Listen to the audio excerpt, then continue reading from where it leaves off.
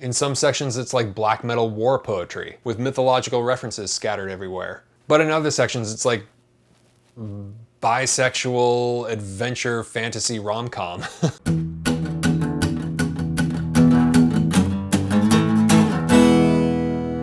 than food, man.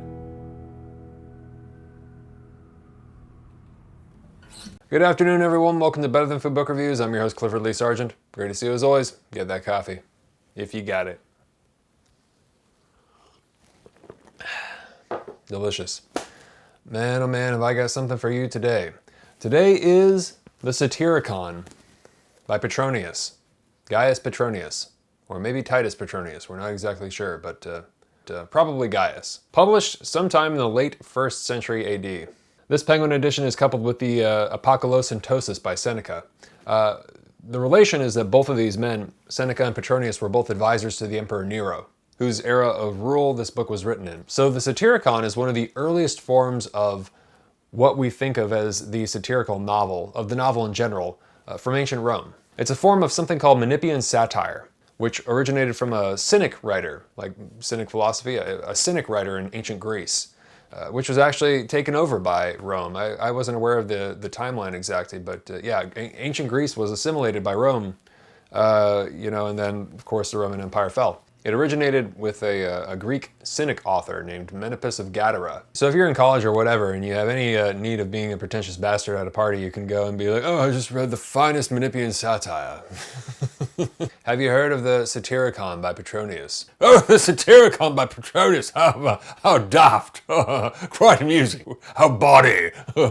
And yet another one, I'm full of useless pretentious facts. Did you know that the term cynic, it's actually a term in ancient Greek that means dog-like. It's because the Cynic philosophers were like beggars and dumpster divers, right? They remind me a little bit of the Buddhist ascetics, or the modern day equivalent would probably be like the gutter punk dog kids.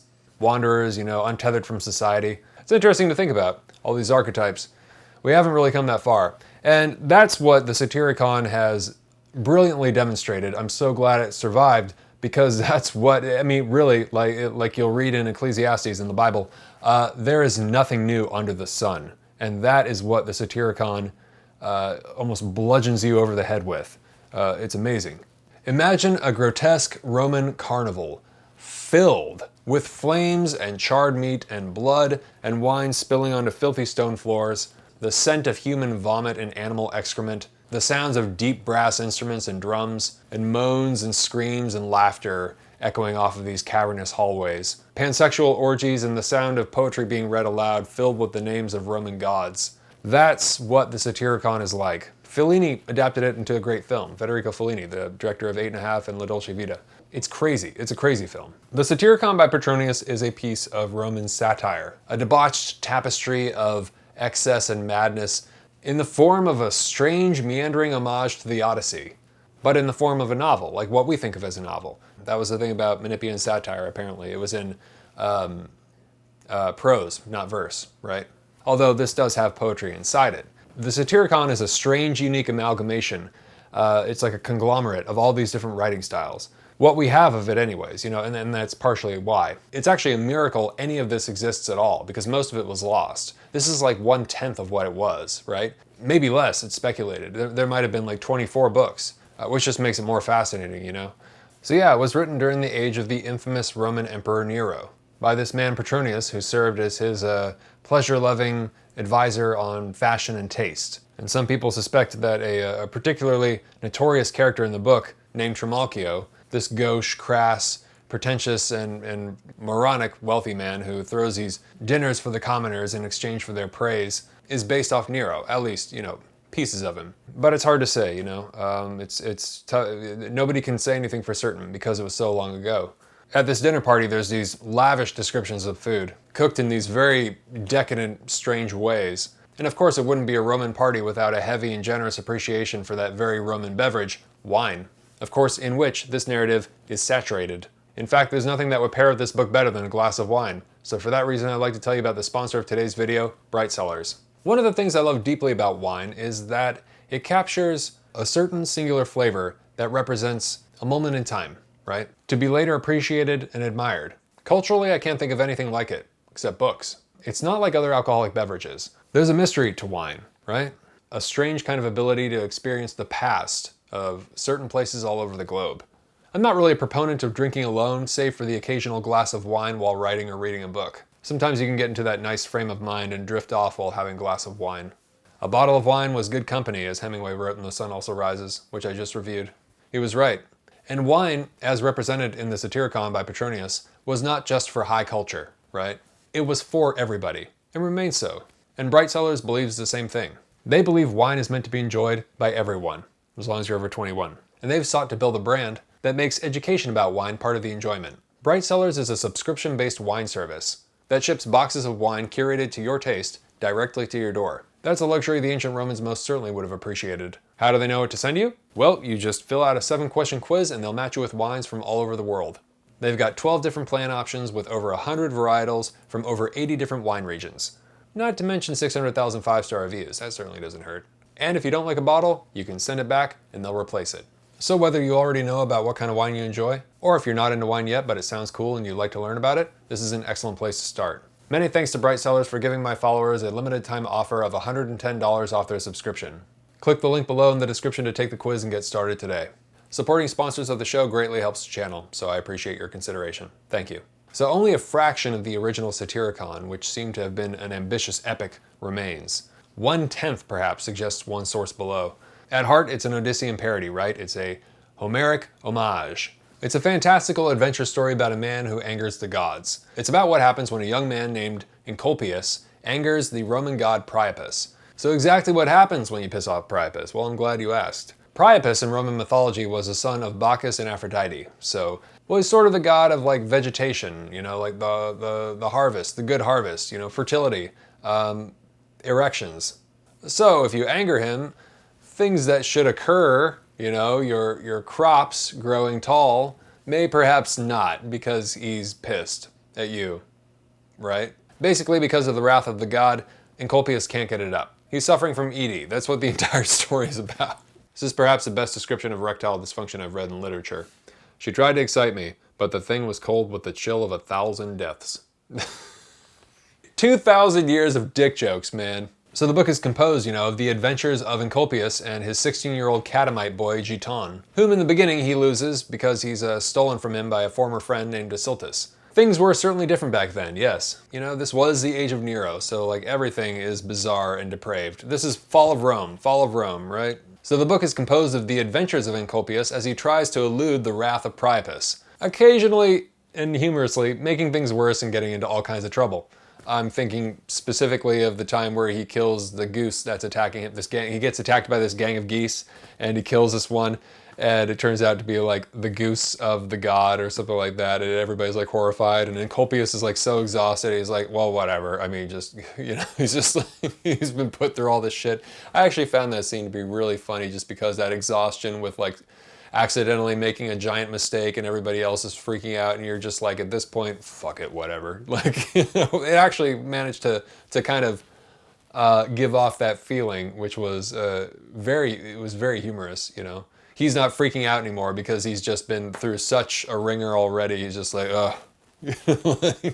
And so it's composed of several sections. The book is, I mean, it's very confusing and jarring, of course, because most of it is gone. Most of it was lost. So I don't think if you were to just read it without the introduction or without this review, that you know, with the information I'm giving you and all that, I don't think you would understand what the book was actually about at heart. You know, it's because of a lot of research and time from these academic professionals that they've put into this thing, and the translators and all this stuff, and the seeking out of information, I imagine, that they've been able to kind of construct this project, which is this book, you know. Very, very impressive and just so invaluable to actually see this, because you can just really, you know, of course it's probably embellished and extravagant and kind of crazy. I mean, I don't think this was like supposed to represent the norm in the Roman era by any means, but it's just crazy that the humor translates and that it comes across all of these centuries. I mean, thousands of years, just about. And it's just remarkable. You know, it's just so incredibly disappointing in some ways as well, just to see like just how how far we've traveled, which is like not at all, not even close. Nothing is different save for like, you know, the novel technology.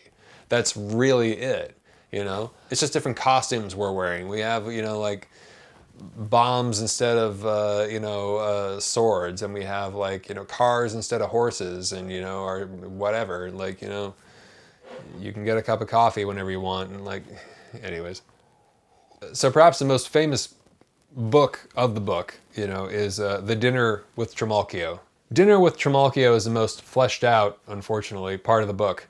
Trimalchio is a freedman who is very happy to remind everybody at the party, you know, that he's a self-made millionaire or whatever. He's a self-made wealthy man who invites people to his house to laugh at his jokes and appreciate his poetic wit in exchange for a meal, right? He invites the commoners over to have an audience, basically. And, you know, to just subject them to the behavior of an insufferable rich person. He cruelly demeans his servants and slaves in stupid forms of contrived entertainment, like really stupid. If this sounds familiar, it's because it should. This is an archetype of a person who is very much in existence today. Rich people who invite you and pay for your dinner, but in exchange for you enduring their insufferable behavior. If you've ever been to an expensive dinner where you're forced to endure the host and their disgusting treatment of the waitstaff because they're footing the bill, you'll recognize this immediately. Anybody who treats waitstaff poorly in a demeaning or condescending manner, consistently, you know, we all have a bad day, but, you know, if they consistently do that, run the other way. Run the other way. Do not trust them. It's the most glaringly obvious red flag I can think of. People have bad days, I get it. Sometimes we're snappy, or, you know, whatever, there's a miscommunication, who knows. But if someone you know is demeaning and consistently rude to waitstaff, beware, because one day, it'll be you. So yeah, The Dinner with Trimalchio, it's speculated, may have been partially a criticism of Nero. Along the way, Encolpius befriends a strange poet named Eumolpus, himself a character from mythology, who accompanies him through some of the book. They get trapped on a ship and they have to try and escape and all this stuff. It's shenanigans. It's a book of shenanigans, right? Eumolpus tells stories within the story, such as the one about the woman and the soldier in her recently deceased husband's tomb, like Des in Huysmans Against Nature, who tells dark stories, you know, these dark tales. As the translator J.P. Sullivan writes in the introduction, you can spot glimpses of Eumolpus in the decaying dandy Des in Against Nature by Huysmans, one of my favorite books. So the Satyricon is a madcap, orgiastic tidal wave of comedic eccentricities and adventures. It is, as everyone says and everything you'll read about it, strikingly modern, very readable. You don't have to be a scholar, and you certainly don't have to have read, you know, the Odyssey by Homer or the Aeneid by Virgil, though having read both, of course, will certainly help, as will having an in-depth knowledge of Greco-Roman mythology, or at least a little knowledge, you know, you can work your way around the gods. But you don't need it to appreciate it, right? In the same way that you don't necessarily need to know about the politics or the world events of the era to enjoy Don Quixote. If I were describing the Satyricon and I had to compare it to other authors, I would say it's part Dante, part Homer, part Cervantes, and part Marquis de Sade. It is so cool, I can't emphasize this enough, it is so cool to be able to read something and to laugh out loud like the people did when it was written for the exact same reasons. Your laughter joins each other and echoes all the way back throughout history, stretching all the way from the present back to ancient Rome. It's amazing. That is because the story is obviously goofy and filled with absurd, dirty humor. You could perhaps call it a timelessly offensive comedic satire of all the social depravities in the age of Nero. These pieces of text have survived not only centuries, but I mean entire worlds, right? Empires. I mean, this book is about as old approximately as the New Testament, and it's just total and complete debauched silliness, but it's smart. I mean, Christianity was the competing religion of the era, you know. The New Testament seemed to have been written, in order to combat the culture depicted inside this book, which is completely understandable. It's madness. I mean, it's a shit show. And Emperor Nero did execute Christians. That did happen. He blamed them for the Great Fire of Rome in 64 AD. The whole feeding Christians to the lions thing may have happened. I think Tacitus, the great Roman historian, he said that they were thrown to the beasts.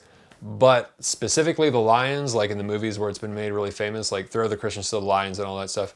I'm not sure if that was exactly how it was. But he is, I don't know everything about him. He's supposed to be quite an infamous one of the bad ones, one of the evil emperors, right? I tend to take these things, it's complicated, but probably. I mean, certainly Caligula and Heliogabalus and, these guys were not on their best behavior in power, but yeah. I'm no apologist for him. I'm sure his behavior was quite bad, given the time and given what he was into, it sounds like. But I don't actually know what happened. I don't actually know what he did. So I'd be interested in researching further. There's a lot of history, right? And when you get into these families with Nero's mother and all these things, these political ties and these the competition and the vie for power and like all this is very, very, very complex. It is so many reviews anyway. But I've got Gibbon's Rome, Fall of the Roman Empire, whatever here. So we'll get to all of that. Another advisor of Nero's, his main one, I think, was none other than the philosopher Seneca the Younger, the Stoic philosopher whom you've all probably heard of and read. Of course, until he was ordered to kill himself because of the Pisonian conspiracy, the plot to assassinate Nero. Basically, Nero needed to get rid of everybody close to him who he suspected of trying to kill him. And, the way to do that back then was just ordering them to kill themselves by opening their veins, as they put it, slitting their wrists. And they do what they have to do while they're bleeding out, and then they died. The author of the Satyricon, Petronius, as advisor to Nero as well, was also ordered to commit suicide by opening his veins, which he did. And yeah, Nero killed himself as well at the ripe old age of 30. I'm 34, so like thinking about this is just insane, to have lived and died as an emperor of Rome and done all that stuff and just live that life. It's kind of outrageous. Nero was a peculiar emperor, often called spoiled and evil. While, if all the stories are true, he was, I could, in a certain light, find him to kind of be a sympathetic character because he was thrust into the position of being a Roman emperor at like 13 by his power-hungry mother Agrippina. Apparently Nero would disguise himself like the lower classes in order to go out to bars and stuff and like hang out with people and get into trouble, which, there's something about that is just kind of like endearing and sort of indicative of maybe like a lonely character or like a rich kid who didn't have to like fight for much, in the traditional sense of working your way up and kind of wanted to live, to kind of wanted to be with normal people. So you have this evil emperor on one side, and then you have this kind of sympathetic young man on the other, who appreciated art and was being tutored by Seneca and all this stuff. And so it's like, this is actually more than anything, what I've taken away from this is a real interest in the Emperor Nero, because a very kind of compelling character. And the translator, J.P. Sullivan, compares Petronius's incorporation of the baser themes of the work, his fascination and depiction of sex, to Nero's actions. That's also why he says that the novel has that character of a fin de siècle work, like turn of the century, like a Picture of Dorian Gray by Oscar Wilde or Against Nature by Huysmans. These characters are a mixture of high and low. The authors were interested in both the high and low, and that contrast, it seems, and the blending thereof. And I've always found myself drawn to these works, right? That era of literature.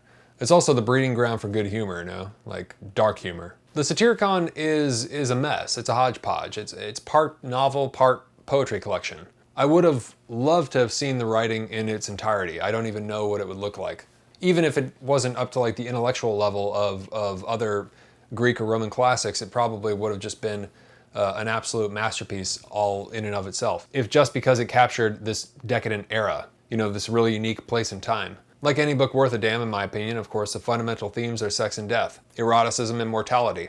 The Romans knew these were the subjects to be written about, but perhaps not to be taken too seriously, right? So yeah, it's really hard to give you a description of what this book is like. I mean, obviously, I can't summarize it too well because it's impossible to be summarized because one, it's just a fraction of the original work. And because of that, two, it's just an absolute mess. There's no real beginning or ending. No, actually, I forgot.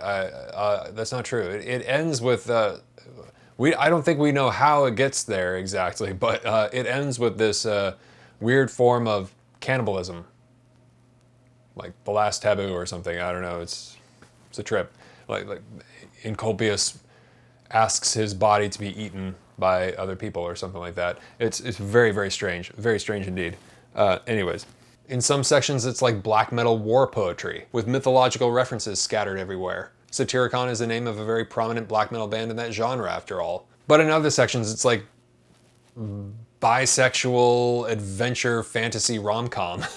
It's chaos. It's madness. It's a hell of a strange book. I don't go for zany adventure stories, but when it's this old and this strange and this laugh out loud funny, not unlike Don Quixote sometimes, I can appreciate it. It's perverse, and I mean, it still makes you just go, whew, like, it still packs a punch with the taboo breaking, right? I mean, it's like questionable. Definitely canceled, absolutely. For example, when this witchy old woman gets a hold of Eucolpius and starts beating him with a rod and shoving a dildo up his ass while rubbing him down with like herbs and spices to try and cure his ED from this angry god Priapus. It's just like, you know, basically like Eucolpius is always he's just getting like, you know, put through the ringer, basically. He's just getting the shit beat out of him in all of these adventures, you know, he's just constantly getting into trouble. So, yeah. As far as the title, it's interesting. Satyricon was actually an aphrodisiac beverage. And it's kind of funny that this book is about erectile dysfunction like the previous one, no? The Sun Also Rises by Hemingway. That was not intentional, it's just, I'm not saying I have a problem. You do feel as though you're reading a historical piece of writing, but you simultaneously feel like you're reading a strange, bizarre, surrealist text. You really get to see what life was like for the corrupt, wealthy Romans. Disgusting. Food made from animals, made to look like other animals, grotesque dishes and gauche extravagance. There's actually even an anecdote featuring a werewolf. That must be like one of the oldest werewolf stories ever. I mean, it must. It's great too. It's a good one. It's great. It's really an amalgamation of all kinds of different things. I mean, if you enjoy the books on this channel, you're gonna enjoy this book. It's just so weird, right? And exuberant and exciting and kind of colorful and vibrant, but and completely unrestrained. No censorship, right? But it doesn't descend to like the descriptive level of Sod, right? It doesn't get like horrifically grotesque, like the 120 Days of Sodom or something like that. It's not quite on that level. That's not the book's intention, really. It's a comedy, so it's like, you know, it balances the horror or the taboo breaking, the sexual decadence with just really straight up just good old fashioned like adventure story comedy. You know, the Satyricon is astounding because it demonstrates that there's nothing new under the sun. Lots of people are talking about our country, the USA, being in a late stage cycle of decadence that Rome found itself in when it was falling. And when you read a book like this, that, while being a comedy of course, and meant to be exaggerated entertainment, does, however, demonstrate similarities of a society so swamped and mired in luxury it becomes deeply bizarre, you start to wonder if they aren't, in fact, correct. As a fragment of the poetry states, every guilty wish, every venial instinct invents its own gods in greedy competition. Ultimately, for me, the Satyricon is a magnificent example of human achievement and a gift from the past to the future, as it allows us to see, to understand, just how little anything about human nature has changed. It's a window in time, and while extravagant and silly, that makes it all the better, because it allows us to learn that truly, there is nothing new under the sun, as it's written in Ecclesiastes. That line was going through my head the entire time I was reading it, and interestingly enough, that section of the Bible was also Hemingway's source for his title of The Sun Also Rises. Interesting. In so many ways, the Satyricon is a cry from the past, a radically jubilant scream of boisterous laughter, cackling all the way from the eras into the present, that tells you, I have lived, right? And reminds you of a person's outrageously colorful life, and of an era, a civilization, a world that came long, long before you, but has so much in common with you, to the point where it's disturbing, to the point where it's funny. As it says in a fragment of poetry, I have lived, and fortune's bite can never wrench from me those joys time past once gave. With literature, it is possible, as we can see, to communicate the life of a single individual, whether fact or fiction, centuries into the future, as a reminder of what we've come from, what we are, and perhaps as a clue to where we're going, which if this is any indication, is nowhere good. And that's one of the many reasons why the Satyricon is better than food. Now, did I get it all on first read? Absolutely not. I could spend a month researching this thing. There's a lot here. It's even though there's not a lot here, you know what I mean? Because it's only a fragment of the original text. But you know, it's fascinating. But there's plenty, you know. I mean, I'll be rereading it. As a very famous Spanish author, Arturo Pérez Reverte, said, Dante, Plato, Virgil, among others he mentions, all these authors are increasingly getting forgotten and canceled. You and I, if you're in the West, are living in a falling empire. And, as he says, Signor Reverte, it doesn't happen all at once. It can happen over centuries, which is what happened with Rome. So if you want to realize that this is nothing new, none of it, save for the advancements in technology, which at the end of the day is little more than either novelty or just acceleration of the same, none of the news you see, none of these cultural things you see are new. None. It's all happened before. It's all been bickered about before. And it has all happened in empires which were vaporized, as ours certainly shall be, one day. And that's okay. That's just the nature of the beast, right? That's just how the world works, and it has for as long as we can tell, you know? But, as Petronius has demonstrated, sometimes a work of art can be so transcendent, so unforgettable, that it outlives not only eras of culture, but entire civilizations, right? Such is the power of books. Sometimes, if they're good enough, they can cheat death itself. They're the oldest and most reliable method of doing so. Imperfect, but a method, nonetheless. Better than food. Definitely check it out. So you should read it. Anyone who can handle some really dirty humor and enjoys Dante's Inferno, The Odyssey by Homer, and Don Quixote by Cervantes. So all of this is to say, if you're in a dark place, if you're really anxious and depressed about human beings and the world around you becoming totally fucked up, don't be. It was always this fucked up. It has been since the dawn of time. They've always been this fucked up. Always. Nothing has changed. So go live your life and try and enjoy it. Cool. Coffee time. For those of you who are new, thank you very much for stopping by and watching. I take all the names of the patrons on Patreon and place them in this mason jar, and for every review I do, I pull out a name, and whoever's name I pull out is sent a hard copy of the book I'm reviewing, plus a bag of coffee, roasted by yours truly. I roast coffee as a hobby, and it's delicious. So, if you would like to get in on that and help support the show, you can click on the link below or go to patreon.com/booksarebetterthanfood and donate $5 or more per video, and I sincerely appreciate it. Thank you. For donating $1 more on Patreon, you'll get access to all the cool stuff listed below.